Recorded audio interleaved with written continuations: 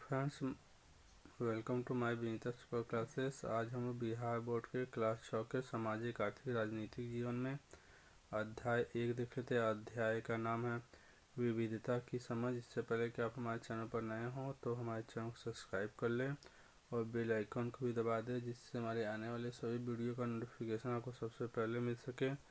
और हाँ, अगर अभी तक आप लोगों ने विज्ञान का पहला पाठ नहीं देखा है तो ऊपर बटन में लिंक दे दिए हैं, आप लोग उस पर भी क्लिक कर देख सकते हैं। आइए हम लोग पहला पार्ट देखते हैं, विविधता की समझ। हम लोग इसमें देखेंगे, जब हम लोग अपनी कक्षा आस पड़ोस पर नज़र दौड़ाते हैं तो हमारे समान कोई नहीं दिखता। आखिर हम लोग एक समान क्यों नहीं दिखते हैं? हमारे बीच विभिन्नता पाई जाती है। और प्यारे बच्चों, जब हम अपने आसपास या अपने क्लास में भी देखते हैं तो हमारे समान दूसरा कोई दिखाई नहीं देता है। कुछ न कुछ विभिन्नता होती है, जैसे उसके कपड़े में, उसके रंग में विभिन्न प्रकार की विभिन्नता दिखाई देती है। हम ये नहीं कर सकते हम लोग दोनों समान हैं। रंग, रूप, रहन सहन, खान पान, वेशभूषा, जीवन यापन, भाषा एवं त्योहारों के अतिरिक्त और भी बहुत सारी विभिन्नताएं दिखाई देती हैं। देखिए, उसके हमारे रंग रूप से विभिन्नता होगा, उसका रहन सहन हमसे भिन्न होगा, वो क्या खाता पीता उसका वो भी भिन्न होगा, उसका पहनावा भी हमसे भिन्न होगा, उसका जीने का तरीका भी हमसे भिन्न होगा। यहाँ तक वो जो भाषा बोलेगा, उनके मनाने वाले पर्व भी हमसे थोड़ा भिन्न होंगे। कक्षा में बैठे हुए विद्यार्थियों के रंग रूप, वेशभूषा, शारीरिक आकार आदि में जो विभिन्नताएं दिखाई देती है वह आपकी कक्षा की विविधता प्रदान करते हैं। और हम जब जिस क्लास में बैठते हैं उस क्लास में अगर बहुत से बच्चे रहते हैं, उसमें किसी का भी रंग रूप, वेशभूषा, शारीरिक आकार नहीं मिलता है, सब अलग अलग दिखाई देते हैं। हम आगे देख लेते हैं। मित्रता। निशान अपने पिता के साथ पटना के बेली रोड स्थित आशियाना मोड़ पर रामनगरी मोहल्ले में रहता था। उसी नुक्कड़ पर उसके पिता की एक किराना की दुकान थी। निशान पास के ही एक मध्य विद्यालय का छात्र था। एक मित्रता के बारे में बता रहा है कि जो कि निशान कहाँ रहता था, बेली रोड में रहता था। उसके पिता का एक नुक्कड़ पर क्या था, किराना का दुकान था। वो पासी के सरकारी मध्य विद्यालय में पढ़ता था। कभी कभी वह अपने पिता की दुकान पर उनके कामों में हाथ बटाता था और कभी कभी क्या करता था, खाली रहता था अपने पिता की दुकान पर चला जाता था और उनका काम में सहयोग करता था। उस दुकान पर पास के ही एक छात्रावास के कुछ लड़के अक्सर सामान खरीदने आया करते थे। और उस दुकान पर बगल में एक छात्रावास है जहाँ पर बहुत सारे बच्चे बच्चियाँ रहती है। वहाँ के कुछ लड़के क्या करने आए थे, सामान खरीदने आए हुए थे।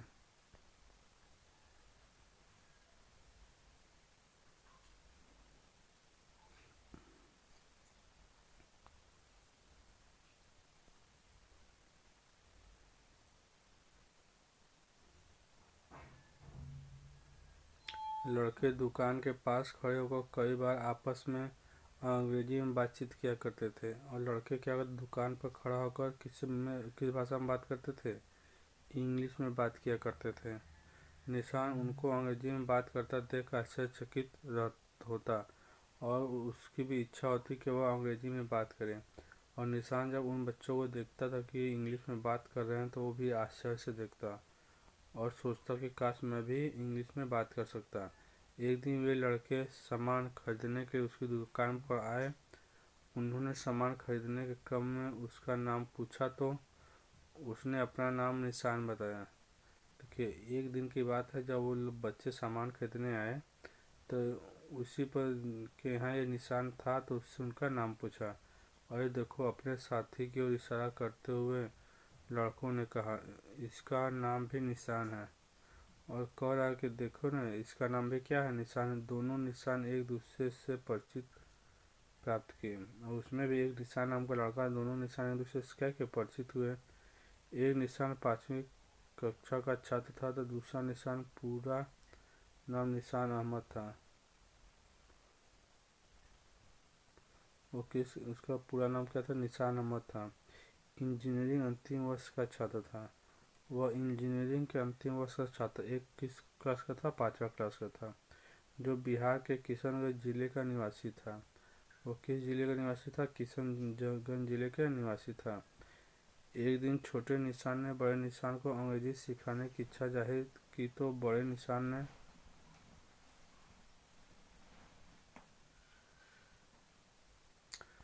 उसे खाली समय में अंग्रेजी सिखाने का वादा किया। एक दिन छोटा निशान जो मध्य विद्यालय में पढ़ता था, तो वो बड़े निशान से कहता है कि हमें भी अंग्रेजी सीखना है। तो वो कहा कि ठीक है, मैं तुमको टाइम मिलेगा तो सिखा दूंगा। इसी प्रकार दोनों निशान आपस में काफ़ी घुल मिल गए एवं खाली समय में बड़े निशान अपने छोटे दोस्त को अंग्रेजी सिखाने लगा। जहाँ एक निशान अहमद को हिंदी के साथ अंग्रेजी अच्छी आती, तो वही निशान मगही और हिंदी बोलता था। देखिए, एक निशान को क्या आता था? हिंदी के साथ इंग्लिश आता था, तो दूसरे निशान को मगही के साथ हिंदी आता था। कुछ दिनों बाद निशान की फाइनल परीक्षा खत्म हुई और वह नौकरी की तलाश में दिल्ली चला गया, और उसका इंजीनियरिंग समाप्त हो गया और कहाँ चला गया? दिल्ली चला गया। बड़े निशान को दिल्ली जाने के बाद छोटे निशान को पता चला कि बड़े निशान का पूरा नाम निशान अहमद है। जब वह दिल्ली चला गया तो इस छोटे वाले को पता चला उसका पूरा नाम क्या था? निशान अहमद था। प्रश्न, निशान और निशान अहमद में 2 या 3 अंतर कौन कौन से हैं? देखिए, पहला तो वो इंग्लिश बोलता था भराठेदार, ये इंग्लिश नहीं बोल पाता था। एक तो वो बड़ा था और ये दूसरा छोटा था। एक इंजीनियरिंग करता था और दूसरा क्या था? मध्य विद्यालय का छात्र था। दोनों की उम्र और पढ़ाई लिखाई में भी अंतर है। एक निशान 5वीं क्लास का छात्र है, वहीं निशान अहमद इंजीनियरिंग का छात्र है। दोनों की धार्मिक एवं सामाजिक पृष्ठभूमि भी अलग है। और वो क्या, एक हिंदू है तो दूसरा क्या है? मुसलमान है। जहाँ निशान अहमद किशनगंज का एक मुसलमान है, वहीं निशान पटना का एक हिंदू है। इन सभी अंतरों के बावजूद दोनों में दोस्ती हुई। इस प्रकार हम देखते हैं कि खान पान, पहनावा, धर्म, भाषा, रंग, रूप, आकार आदि विभिन्नताएं होते हुए भी दोनों की मित्रता के एक सूत्र में बंधे हुए थे। और हम पाते हैं कि हमारा जो कि रंग, रूप, खान पान, पहनावा, धर्म, भाषा सब अलग होते हुए भी वो दोनों क्या थे? एक मित्रता के सूत्र में बंधे हुए थे। हम आगे देख लेते हैं। उन त्योहारों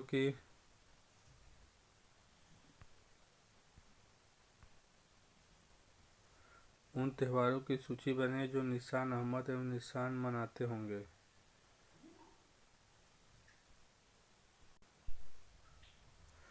देखिए, निशान अहमद क्या मनाता होगा? बकरीद मनाता होगा, ईद मनाता होगा, ईद उल फितर मनाता होगा। जबकि छोटा निशान क्या मनाता होगा? दीपावली मनाता होगा, छठ मनाता होगा, होली मनाता होगा। विविधता हमारे जीवन को समृद्ध करती है। देखिए, विभिन्न प्रकार की विविधता हमारे जीवन को क्या करती है? समृद्ध करती है। आइए इस के बारे में देखते हैं। जैसे निशान अहमद और निशान दोनों दोस्त बने, ठीक वैसे ही आपके भी साथी होंगे जो आपसे कुछ अलग होंगे। आपने शायद उनके घर में अलग तरह का खाना खाया होगा, उनके साथ त्यौहार भी मनाए होंगे, उनका रहन सहन, थोड़ी बहुत भाषा भी सीखी होगी। ये कह रहा है कि निशान के जैसे आपके भी दोस्त होंगे जिनकी जो है कि बोली भाषा कुछ अलग होगा, उनका रहन सहन भी कुछ अलग होगा। इस प्रकार विभिन्न प्रदेशों के खान पान में भी अंतर देखने को मिलता है। और इसी प्रकार से विभिन्न प्रदेशों जैसे उत्तर प्रदेश, बिहार, झारखंड, केरल आदि सब प्रांत हैं, प्रदेश है, इनमें भी खान पान में क्या मिलता है? अंतर मिलता है। बिहार के लोग लिट्टी चोखा पसंद करते हैं। बिहार के लोग क्या खाना पसंद करते हैं? लिट्टी चोखा खाना पसंद करते हैं। वहीं पंजाब के लोग मक्के की रोटी और सरसों की साग बहुत पसंद करते हैं। देखिए, और पंजाब के लोग क्या पसंद करते हैं? मक्के की रोटी और सरसों की साग वहाँ प्रसिद्ध है। पश्चिम बंगाल में लोग मछली और चावल बड़े चाव से खाते हैं। और हमारा बगल राज्य पश्चिम बंगाल में क्या खाते हैं? मछली और चावल खाते हैं। दक्षिण भारत के राज्य तमिलनाडु केरल और आंध्र प्रदेश के लोग इडली डोसा सांभर खाना पसंद करते हैं। और देखिए तमिलनाडु केरल आंध्र प्रदेश में लोग क्या खाते हैं, इडली डोसा सांभर खाना पसंद करते हैं, खाते हैं। हम लोग आगे देख लेते हैं। देखिए ये लिट्टी चोखा का दिखा रहा है, ये बिहार का है।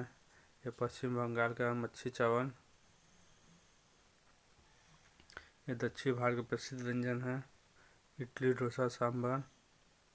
गुजराती थाली है। हम लोग आगे देख लेते हैं।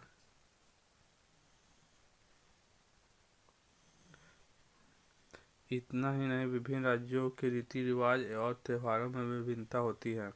जहाँ बिहार का एक मशहूर पर्व छठ है, पश्चिम बंगाल का दुर्गा पूजा, महाराष्ट्र का गणेश उत्सव, केरल का ओणम है। देखिए उनके खान पान और रीति रिवाज में अंतर के साथ जानते हैं, विभिन्न प्रकार त्योहार भी वे अलग तरह से मनाते हैं। जैसे बिहार का कौन सा पर्व मनाया जाता है सबसे अच्छे से, छठ मनाया जाता है। और पश्चिम बंगाल में दुर्गा पूजा बहुत धूमधाम से मनाया जाता है। महाराष्ट्र में जो है कि गणेश उत्सव बहुत धूमधाम से मनाया जाता है, एक हफ्ते चलता है। और केरल में क्या मनाया जाता है, ओणम बहुत धूमधाम से मनाया जाता है। वहीं झारखंड में सरहुल पर्व मनाया जाता है। और हमारे झारखंड में कौन सा पर्व मनाया जाता है, सरहुल पर्व बहुत अच्छे से मनाया जाता है। हम लोग आगे देख लेते हैं। देखिए ये केरल में जो कि ओणम के अवसर पर नौका चलाते हैं वो लोग, अक्सर आए दिन आप लोग टीवी में देखते होंगे। पंजाब में लोहड़ी ये मना रहे हैं।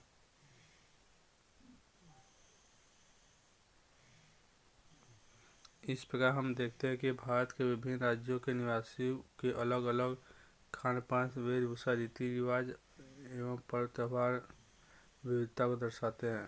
देखिए इस प्रकार हम देखते हैं कि विभिन्न राज्यों में अलग अलग खान पान रहन सहन पर्व त्यौहार होता है। हम आगे देखते हैं। बिहार भी विविधताओं से भरा है। हमारा बिहार भी क्या है, कई प्रकार के विविधताओं से भरा पड़ा है। हम अलग अलग भाषाएं बोलते हैं, हम बिहार में भी रहकर अलग अलग भाषाएं बोलते हैं, अनेक प्रकार के खाना खाते हैं, अलग अलग त्यौहार मनाते हैं और भिन्न भिन्न धर्मों का पालन करते हैं। हम अपने बिहार का ले लें तो वहाँ अनेक प्रकार के खाना खाते हैं, अलग अलग त्यौहार मनाते हैं, भिन्न भिन्न धर्म के लोग रहते हैं। मिथिलांचल के लोग जब भोजपुरी के निवासियों के संपर्क में आते हैं तो दोनों एक दूसरे की बोली चाल खान पान रहन सहन रीति रिवाज त्योहार आदि से परिचित हो जाते हैं। देखिए मिथिलांचल के लोग जब भोजपुरी के संपर्क में आते हैं तो वे लोग बोल चाल खान पान रहन सहन आपस में जान लेते हैं एक दूसरे के, और धीरे धीरे कुछ कुछ बोलने लगते हैं, एक दूसरे का सम्मान करते हैं, उन्हें एक हद तक अपनाने की कोशिश करते हैं। इस तरह विविधता हमारे जीवन को समृद्ध करती है। और हम लोग क्या करते हैं, एक दूसरे का सम्मान करते हैं और उनके द्वारा अपनाए गए भाषा धर्म को सीखने की कोशिश भी करते हैं। इस तरह हम कह सकते हैं कि विविधता हमारे जीवन को क्या करती है, समृद्ध करती है। इसी तरह बिहार के लोग जब भारत के अन्य राज्यों जैसे दिल्ली मुंबई पश्चिम बंगाल पंजाब हरियाणा गुजरात में काम अथवा व्यवसाय करने जाते हैं तो वहाँ के स्थानीय लोगों की भाषा रहन सहन रीति रिवाज खान पान त्योहारों का प्रभाव उनके जीवन पर पड़ता है। देखिए इसमें कहना ये चाह रहा है, जब हमारे बिहारी काम की तलाश में दिल्ली मुंबई जाते हैं तो वहाँ जो लोकल भाषा होता है रीति रिवाज होता है उनके पर भी इनका क्या करता है, प्रभाव पड़ता है। विविधता हमारे जीवन को कैसे समृद्ध करती है, शिक्षक के साथ चर्चा के हम लोग देख चुके हैं ऊपर। हम लोग आगे देख लेते हैं। यह कहानी एक आदिवासी विद्यालय में पढ़ने वाले 4 मित्रों की जो कक्षा 9 के छात्र हैं। विविधता के प्रति सम्मान हम लोग देखेंगे, एक कहानी के रूप में बताया गया है। एक 4 मित्रों की जो कक्षा 9 के छात्र हैं, नवीन रफ़ी शालिनी और रोबिन। वो छात्र कौन कौन से, नवीन है, रफ़ी है, शालिनी है और रोबिन है। इनकी मातृभाषा भी अलग अलग है। इनकी मातृभाषा भी क्या है, इन चारों की अलग अलग है।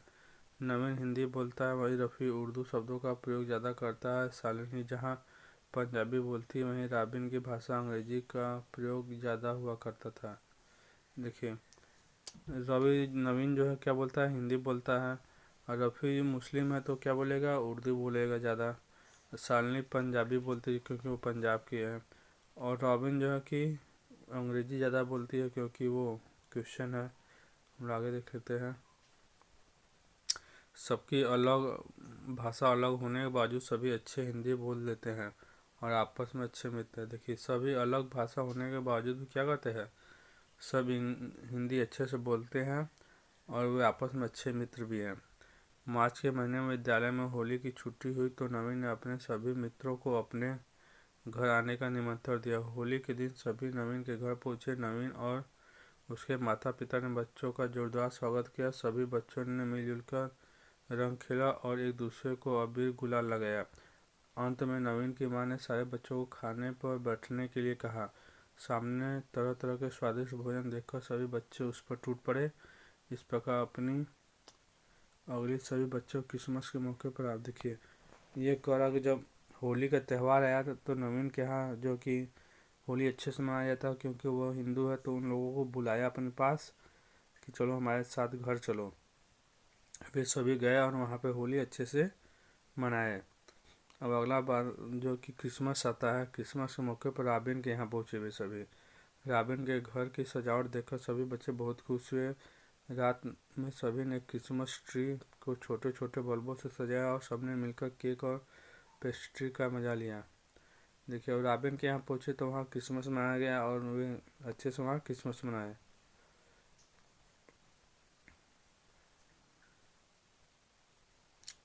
लोग आगे देख लेते हैं। अगली सुबह नाश्ते पर रॉबिन के पिता ने बताया कि हमारे देश के सभी धर्मों के लोग रहते हैं और अलग अलग मातृभाषा बोलते हैं, पर सभी एक दूसरे का सम्मान करते हैं। उसके पिताजी बता रहे हैं रॉबिन के कि हमारे देश में सभी कई प्रकार के धर्म के लोग मानने वाले रहते हैं और सबकी मातृभाषा भी अलग अलग, लेकिन सब एक दूसरे क्या करते हैं, सम्मान करते हैं। लगभग 2 साल पहले की बात है। मध्य विद्यालय सारंगपुर जिला भोजपुर के बच्चे का एक बार भ्रमण के राजगीर। देखिए, ये दूसरा कहानी आ गया। लगभग 2 साल पहले की बात है। मध्य विद्यालय सारंग के सभी बच्चे कहाँ गए, राजगीर घूमने गए। जब विद्यालय के बच्चे वेणुवन पहुंचे तब वहाँ एक दूसरा परिभ्रमण दल आया हुआ था जो मध्य विद्यालय नौहट्टा जिले सहरसा के थे। जब वे कहाँ पहुँचे, वेणुवन में पहुँचे, तो वहाँ और स्कूल के बच्चे आए हुए थे। वो कहाँ के थे, सहरसा जिले के थे। भोजपुर के बच्चे भोजपुरी में बात करते हुए घूम रहे थे और भोजपुर के बच्चे किस में बात कर रहे थे, भोजपुरी में बात कर रहे थे। तभी एक बच्चे का ध्यान सहरसा से आए हुए बच्चों की ओर गए जो आपस में बात कर रहे थे, परंतु उनकी बात उससे समझ में नहीं आई। देखिए, और सहरसा के बच्चे जो आपस में बात कर रहे थे, ये भोजपुर वाले बच्चे को उसकी बात समझ में नहीं आई। अपने एक साथी के साथ दूसरे दल के बच्चों के पास गया और पूछा, आप कौन सी भाषा बोल रहे हैं। तो वो अपने साथी को लिया, उसके पास गया तो कहा कि आप किस भाषा को बोल रहे हैं। दूसरे दल के बच्चों ने जवाब दिया, मैं सहरसा जिले का हूँ और मेरी मातृभाषा मैथिली है। और कह रहा कि मैं किस जिले का हूँ, सहरसा जिले का हूँ, मेरी मातृभाषा क्या है, मैथिली है। और इन दोनों क्या हुआ, मित्रता हुई और अच्छे से घूमे। हम लोग आगे देख लेते हैं। प्यारे बच्चों, ये वीडियो बहुत बड़ा हो जाएगा, मैं इसका सेकंड पार्ट जल्द बना दूंगा। प्यारे बच्चों, वीडियो पसंद आता है लाइक करें, चैनल को सब्सक्राइब करें और अपने दोस्तों के साथ शेयर करना ना भूलें। आपका लाइक करना ही हमारी मेहनत का फल है। गर्व के हम सब भारतीय हैं। जय हिंद, जय भारत।